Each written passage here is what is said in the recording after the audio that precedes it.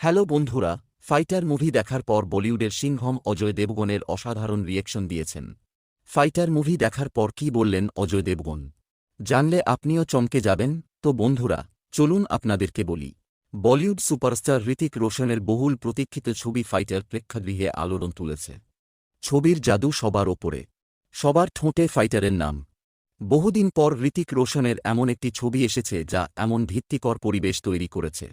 ছবিটি সোশ্যাল মিডিয়ায় প্রচুর প্রশংসিত হচ্ছে এবং লোকেরা এটিকে 2024 সালের সেরা চলচ্চিত্র বলে অভিহিত করছে।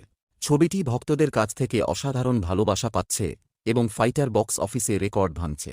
এক সাক্ষাৎকারে অজয় দেবগনকে হৃতিক রোশনের ফাইটার সিনেমা নিয়ে প্রশ্ন করা হলে তিনি বলেন, সম্প্রতি আমি ছবিটি দেখেছি এবং ফাইটার আমার অনেক পছন্দ হয়েছে। একজন সত্যিকারের অ্যাকশন, নাটক, আবেগ এবং দেশপ্রেমিক যোদ্ধা।